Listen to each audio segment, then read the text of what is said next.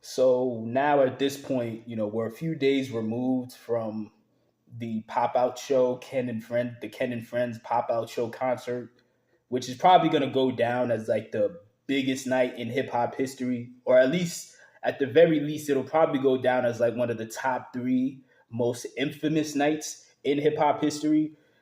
And as the dust settles, I'm starting to think more and more about the ripple effects that'll come from this event, and just all the questions that are going to come about just from this one event. I guess it's not technically one event because it's also essentially this is the climax to the Drake and Kendrick Lamar beef, but still, this one specific event just feels bigger than life. Obviously, for if you saw the concert, you know what I mean. Obviously, so like I was saying in a previous video that at this moment, especially because of the pop out concert, it seems as though Drake has no allies left at this point.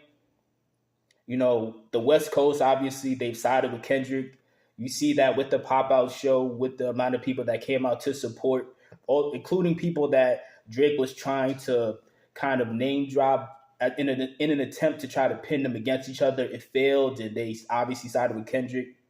But then also, obviously, the South, they, as far as I could tell, have cut off Drake as well because they're going to side with Future and Metro.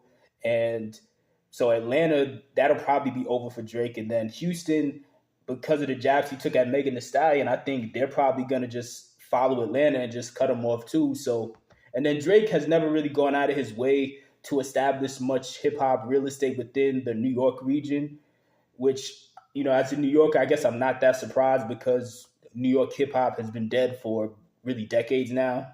Obviously you have individual artists who will blow up here and there, but overall, the movement itself of New York hip hop, it's been dead for really most of my life, honestly. But also, I guess the saddest thing is also Drake has never really gone out of his way to put Toronto on his back as far as really building up a strong base within his hometown. So even Toronto seems like they've pretty much sided with Kendrick more than Drake at this point. So at this point, Drake is pretty much just on an island by himself right now, just a one man island.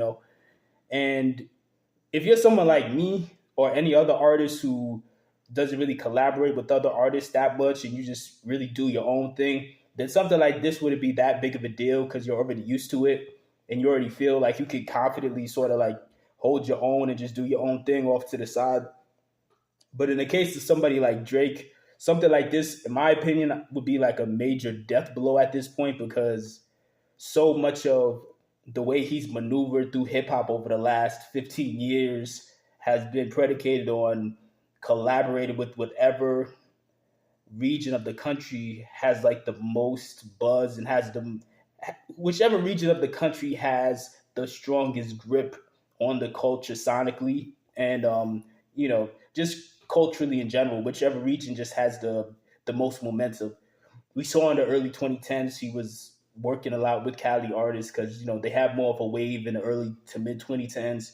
But obviously he's just leaned heavily more so towards Atlanta ever since. But now at this point, it seems like all of those areas have kind of, in a sense, just kind of kicked him out, like just really just put him in, just a victim essentially, like. And like I said, I think that could be a major death blow for somebody like Drake who operates like he does. So it makes me wonder, where can Drake realistically go from here? Now, I think he has two reasonable options where he can go from here without, looking too crazy. But even though I'm going to list these two options, I don't think he's going to do either one, honestly. I think he's going to try to double down and spin back around to try to do a round two with Kendrick, which I just don't think it'll work out well, which is something I mentioned in a different video as well, which is just the very poorly thought out strategy Drake has had throughout this whole beef.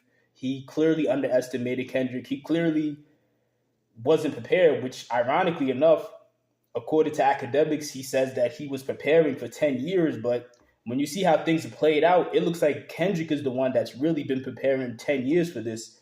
But nonetheless, the number one option I think Drake should do, even though he won't do it, I think Drake should consider going the Flow Rider and Pitbull route when it comes to being that guy who just makes a lot of like pop rap anthems that do really well at like EDM festivals and stuff like that. I don't think there's any shame in that. I like a lot of Pitbull and Flo Rida's music. I think they have. I think they're pretty underrated, but at the same time, as popular as they are and as many hits as they put out, obviously Flo Rida and Pitbull are. They've never been like artists who have had a major impact within hip hop culture in general. And clearly Drake wants that. So again, I think this would be the best way for him to go.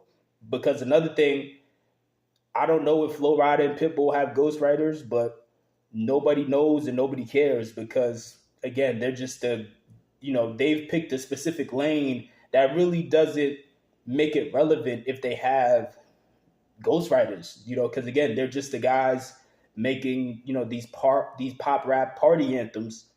And again, nobody really cares if they have ghostwriters. I'm not saying they do, but I'm just saying if they did, it really wouldn't matter.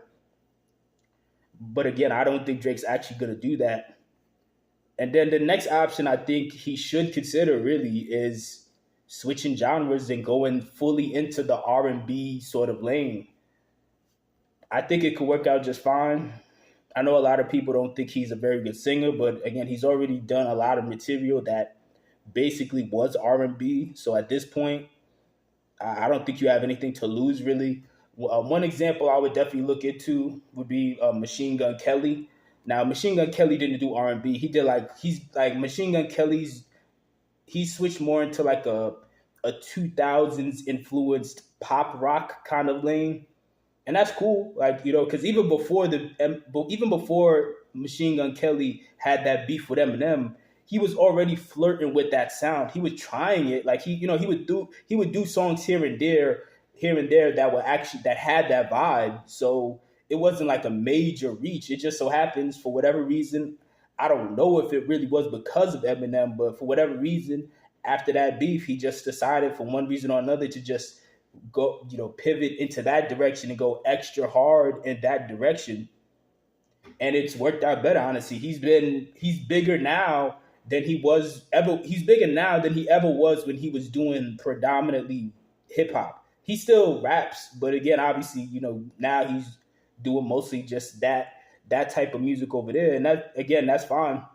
And I think Drake should consider a similar sort of pivot and transition into just going fully into R&B, doing more so something in like the trap soul lane with like Bryson Tiller, and maybe do a song with like Brent Fayez. I know he just did a song a few months ago with that guy Four Bats,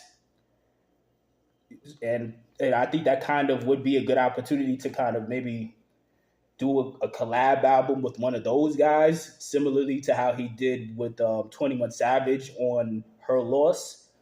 But again, I don't think, even though I think this is what he should do, by the way Drake has been handling this situation, he keeps doing what I think is all the wrong things. So I can't see him realistically doing that. I think what's going to realistically happen is he's going to try to double down on this beef and maybe spin back around. Maybe he does better around two, but probably not. And from there, again, it's just, I don't know, man, because at that point you're talking about essentially writing your own death certificate. But again, I'm not the authority figure on who's going to stay relevant and who's not going to stay relevant. Because again, stuff like that can be hard to predict at times. So like I said, I think he'll probably double down on what he's doing now, which is a bad idea, but I think he's going to keep doing it. And I think at this point, he's going to try to milk Sexy Red dry at this point, because that's like, I mean, Sexy Red, DJ Academics, and I don't know, like that's pretty much all his allies that he has left at this point. I don't know anybody else who's like still going as hard for Drake as they were, 5-6 years ago, even 1 year ago. But again, let me know what your thoughts are in the comment section below. Do you think Drake is going to double down on this beef, or do you think he's going to try to just, release the music he was already releasing, like For All the Dogs, and just act like this never happened? Or do you think he is going to try to pivot into R&B or into like the pop rap lane like Flo Rida and Pitbull? And let me know which option do you think makes the most sense. Or let me maybe I didn't list an option for him that you think is even better than all the options that I did list. Let me know what you think he should do from here, or let me know if you just think he should just retire altogether. I don't know. Let me know in the comment section below.